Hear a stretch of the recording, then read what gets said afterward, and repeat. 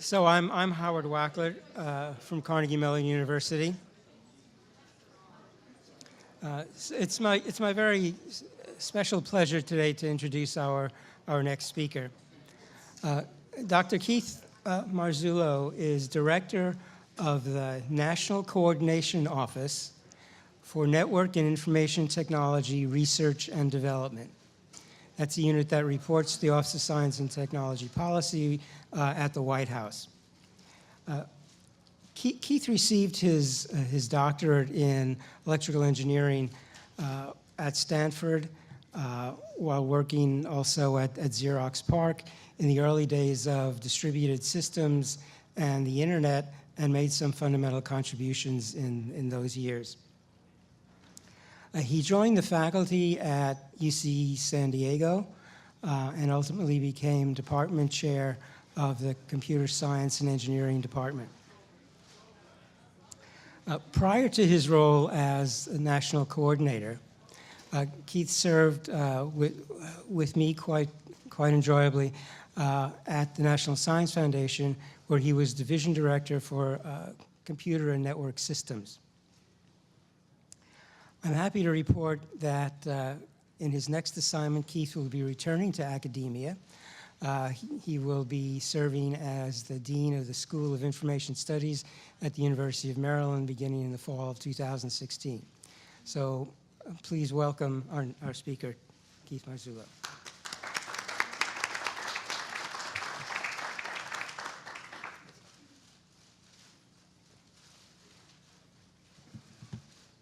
So good afternoon. There are my slides, thank you. And where's here it is. Excellent. So I want to thank you for spending some time and allowing me to talk with you today. When I was at the National Science Foundation, I was not involved in the Big Data Hub solicitation, but I certainly heard a lot about the Big Data Hub solicitation. And so I'm just utterly delighted at how well this has all turned out. The 4 performers are fantastic. I think the Northeast, don't tell the others, you have the best hub. But it's really a wonderful collaboration that's come together here. I thoroughly enjoyed listening to this. So I'm going to tell you a little bit about NIDRD or NIDRD. Either way is fine. And to tell you why I'm here to talk with you. But the high level thing is I'm involved, or NIDRD is involved, in an initiative having to do with smart cities and connected communities. And as you know, a large part of the efforts in this area are around big data. And many of the things that you are interested in intersect with that. And so my goal here is to tell you a little bit about this framework that has come up, so you're aware of it and you may be able to benefit from it, to find ways that you can contact. So that's what I'm going to be doing. So first, let me tell you a little bit about NIDRD, because I used to say that we're the smallest agency that's really worth knowing, and that turns out to be a lie, because we're not an agency. We're actually an organization that's part of the Office of Science Technology Policy. I didn't know that. They didn't tell me that till I took the job. And we were created by the High Performance Computing Act. Not only did Al Gore create the internet, but he also created NIDRD. Our job is to coordinate the research being done across now about 20 or so agencies and offices in networking and information technology research and development. The amount of research that is being done in this per year is right around $4.2 billion. So when Phil Bourne said $30 billion for NIH, I thought, oh, wow, I wish we had that much. We don't. And when I say we coordinate this amount, I have no say in how that money goes. Instead, it's our job to help the agencies align their interests, to make sure that we are working together, finding ways to help each other, not trying to duplicate each other's efforts in this area. That's what the office does. So here we are in an org chart. Under the White House, one of the Office of the President, one of the offices of Science and Technology Policy, headed by John Holdren. And then under this, the executive director is Afua Bruce, is the National Science Technology Council. This is like the National Security Council, but has to do with science and technology. And there's a set of committees in this, and one of the committees is the Committee on Technology. And there are about 4 coordination offices in this one. And so one of the ones is a subcommittee on network information technology research and development. I co-chair this subcommittee with Jim Carosa, who is the Assistant Director for Computer Information Science Engineering, NSF. And so then our National Coordination Office is we report in through OSTP, and we're effectively the Executive Secretary Service for this. Now under this, we have several groups, and I've only put one because it's the main group I want to talk about. I should mention another group in here is called Big Data, and much of the coordination that takes place across the agencies in Big Data is under that group. So Phil Bourne is part of that. Chaitan Baru at NSF is part of that. This group, on the other hand, is the CyberPhysical Systems Senior Steering Group. And so I'm going to tell you a little bit about why the CyberPhysical Systems Senior Steering Group is of interest. So first, let me start off with this. In September 9th of this year, the administration announced a Smart Cities initiative. And this was an announcement saying that over $160 million in federal research was, as well as leveraging 25 new technology collaborations, would help address issues in smart cities.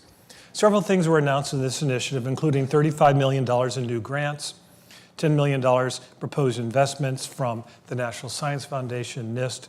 There were other things from the Department of Transportation and Environmental Protection Agency. A whole set of activities were announced at this time. One of the things that was announced is something that's called a framework, which was done by the Senior Steering Group of the for Cyberphysical Systems under NIDRD. Why cyberphysical systems? This diagram here looks very much like a smart city, right? You have people with smart devices that can communicate with doctors. We have, I know it's fuzzy, there's smart cars that communicate, energy distribution, environmental control, self-monitoring bridges, environmental monitoring here for waterways. These are all things that have been lumped under what's called cyber-physical systems. Indeed, this slide was created for one of the first cyber-physical systems workshops. Cyber-physical systems are these systems that have both the cyber and the physical. They tend to be life-critical. They need to be correct. And one of the problems we had with cyber-physical systems is that no one knew what the term meant. It's sort of a fuzzy term. And so we decided a couple years ago that we would concentrate on smart cities and connected communities, since that was an umbrella topic that covered many of the things that we were doing. And like everything else, when you decide to do a little bit of a pivot, you have to define what you're doing. And we did this by creating something called a framework. A framework in NIDRD terminology is a document that identifies what are all the agencies doing in this space, where are the gaps, what are the opportunities. It's usually the next step to producing a strategic plan. So, for example, the Big Data Senior Steering Group is doing a strategic plan. It should be out hopefully early next year. But they had a couple of years ago done a framework. So you might imagine this is setting up for doing something across agency strategic plan in smart cities. So this is a good statement of the vision. Communities in all settings and all scales have access to information, advanced technologies, and smart services that enhance sustainability and quality of life, improve health and safety, and help provide economic prosperity for the residents. Some of the things that Phil Bourne was talking about in big data certainly fit into this space. This also resonates much with what the president said and what was done in the Smart Cities Initiative. The strategy we're using is to coordinate efforts among the federal agencies that are part of NIDRD, and to join also partnerships with public-private partnerships, such as Industrial Internet Consortium, for smart cities and connected communities. Activities we're talking about are performing foundational research and accelerating innovation in scalable and smart city solutions, applying advanced cyber-physical system concepts coupled with socio-technical system understanding to integrate city-scale IT and physical infrastructure, enabling replicable smart city solutions to provide powerful new safe, reliable, sustainable, resilient, secure, privacy-enhancing, cost-saving, everything you want, platforms and services, promoting discovery, innovation, entrepreneurship in smart city technologies, and facilitating the ability of communities to apply cyber-physical systems concepts to solutions that make them more livable, workable, safe, and sustainable that support an informed and engaged populace. So that's how we hope to approach this. These are the goals that we have with this. To create next-generation capabilities by furthering and leveraging cyber-physical systems, smart systems, socio-technical systems, understanding, and other emerging technologies and policies. Supporting the R&D necessary to create smart cities using data analytics to enhance individual quality of life. Building and expanding access to smart cities and connected community resources. Promoting interoperable, standards-based smart city solutions that reduce deployment costs. And enable modular architectures that are flexible and adaptable and meeting communities' needs. And improving the national landscape for education and training to fulfill increased demand for both analytical talent and capability for the broader workforce to support smart cities and connected communities. So those are our goals. The outcomes we're hoping for are what you'd expect. We are certainly interested in progress in applications, that is innovative technology that will enhance sustainable livelihood and the quality of life. We're interested in analytics, acquiring information from the social, biological, and physical elements that constitute the environment of a smart city, connected community. People, the term is usually now smart citizens, the education and tools necessary to create a smart city workforce and a citizenry that is able to benefit from smart city solutions. Partnerships, across federal agencies with stakeholders in industry, academics, and other government entities to achieve positive outcomes. And deployments, pilot and at-scale smart city deployments that demonstrate value, feasibility, sustainability, and resiliency. Now the benefits from this, there are many of them. I'm not going to read all of these. I'm just going to point to a few of them.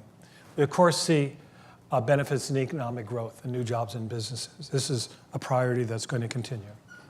Globally competitive in smart city technologies. We're certainly interested in reduced energy consumption, human mobility, in commercial and residential buildings, and in commercial operations. We're interested in improved response and recovery to natural and man-made disasters. Increased private sector investment in new and growing businesses as a result of new services. Expanded public participation in important decisions, such as planning and zoning. Increased safety of infrastructure by using condition-based monitoring. And improved healthcare and aging in place through the connection of emergency services to hospitals, diagnostic equipments, and care providers. So we see a lot of upsides in this, as you can imagine. So what I've done is just given you sort of the reason why we've come together. When we got the agencies, we had to ask ourselves, why are we doing this? What do we hope to get out of this? So I've given you that high-level picture. Now what I'm going to do is I'm going to tell you how the individual agencies see themselves in this framework. I'm going to start off with NIST. NIST is actually a leader in smart cities. Much of the work is being led by Chris Greer and Sakhu Ree, but there's actually broadly across NIST, there's much interest in this. How many here know about the Global Cities Team Challenge? Okay, about 25%. Okay. Those of you not in that, you should know about it. It's really impressive. These are these partnerships with small companies, and some large companies, academics, and local municipal areas such as Montgomery County is doing some great work in this, to stand up these not operational prototypes, more research prototypes to demonstrate smart city solutions.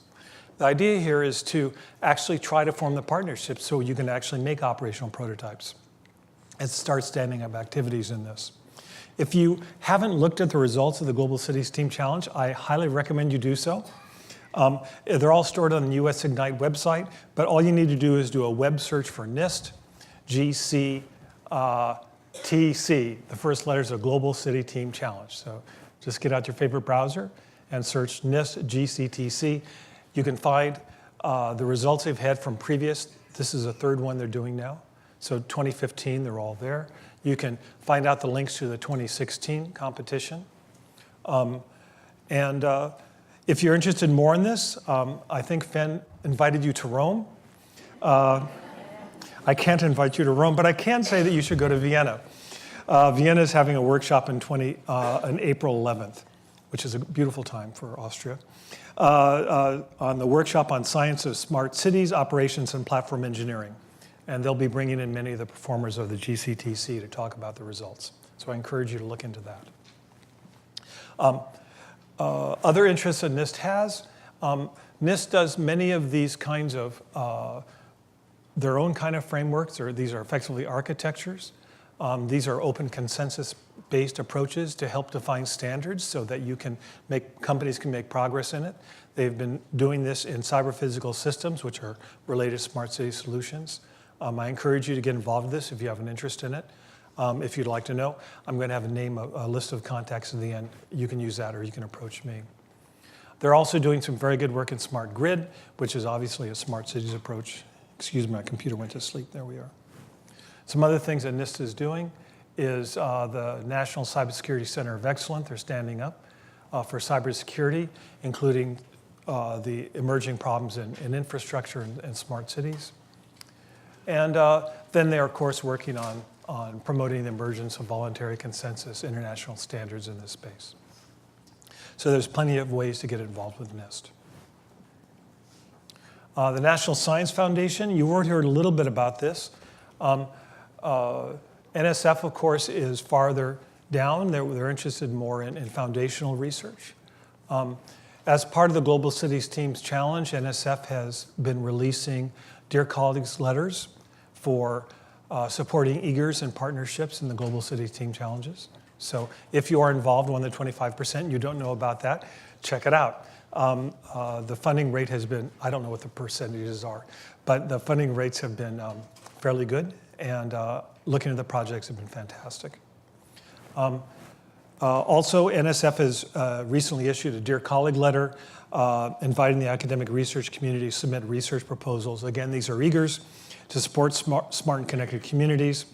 They're interested in bringing together computer information scientists, engineers, social behavior and economic scientists to collaborate with industry, nonprofits, local governments, and anchor institutions like schools, libraries, hospitals. Their goal is to have these awards nurture and grow a research community focused on smart and connected communities, and to pilot early stage efforts to expand ongoing research activities, to integrate data sources and network computing systems with people, physical devices, infrastructure, and anchor institutions. There's plenty of time. The deadline for this is March 1st, 2016. So I encourage you to look at that. Department of Transportation, as you can imagine, is quite interested in smart city solutions. They're interested in reducing and eliminating deaths and serious injuries, increasing reliability and efficiency of transportation systems, drive innovation, the development of safe, affordable mobility options for all Americans. I'm getting older. I can't wait for driverless cars. Increase the service of life and optimize the maintenance of transportation structures and so on. In fact, yesterday, if you were traveling here, you missed a banner event at the Department of Transportation where they were bringing people together to tell them about their transportation challenge. Let me get the name right. Smart City Challenge to create a fully integrated, first-of-its-kind city that uses data, technology, and creativity to shape how people and goods move in the future. This is all subject to the budget process. I have not looked to see whether it survived. But they are planning to award up to $40 million to implement bold, data-driven ideas by making transportation safer, easier, and more reliable. In addition, they've gotten Paul Allen's Vulcan Incorporated to partner. They will be putting up to $10 million towards the Smart City Challenge winner.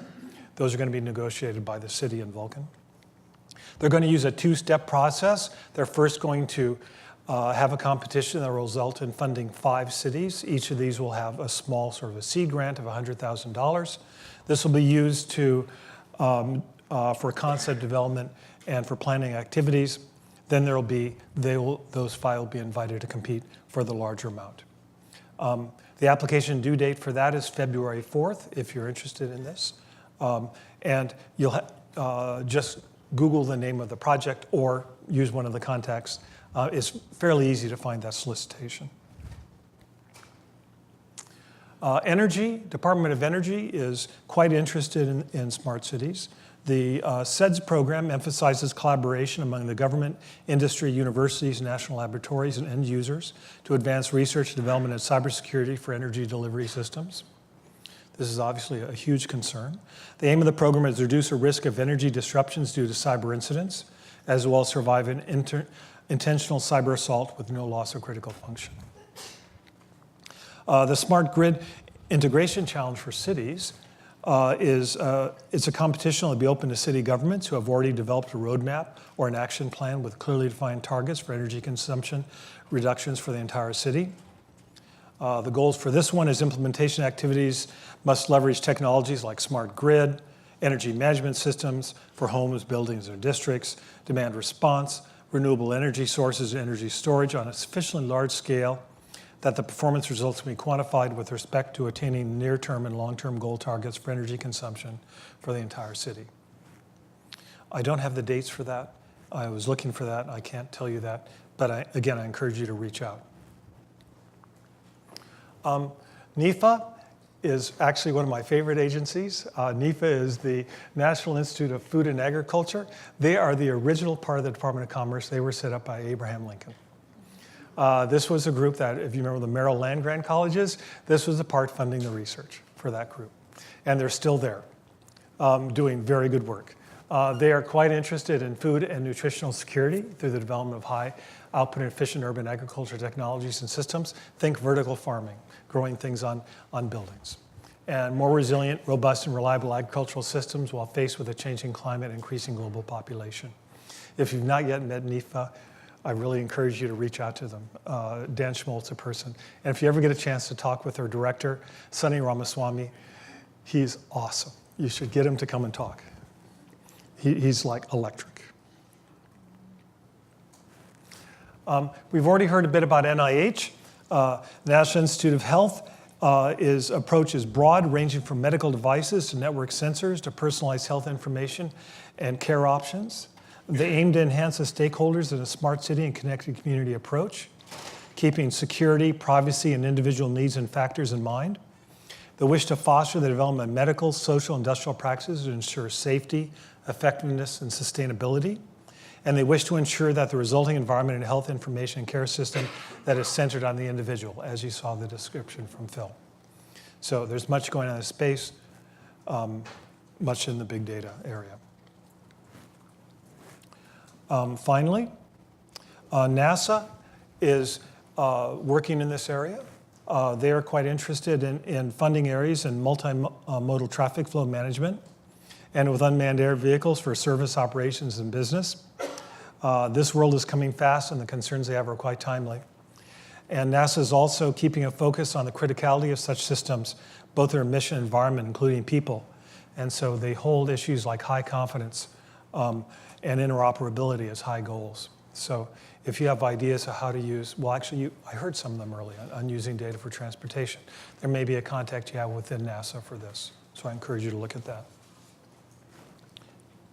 This is the important slide. One time when I gave this, people pulled out phones and took a picture, so I encourage you to do that. I think these slides are also going to be public, but these are all the contacts to reach out to. Carol Hawk at Energy, Dan Morgan at Transportation, Dan Schmolt at NEPA, Richard Conroy at NIH, Chris Greer at NIST. He's the director of Cyberphysical Systems.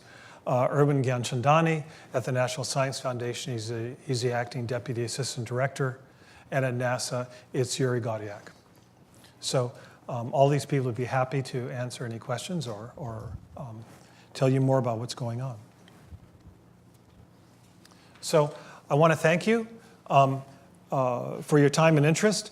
Speaking for the NIDRD subcommittee, we really look forward to finding ways to have you partner with the agencies to further smart cities and the activities that you're doing. Thank you.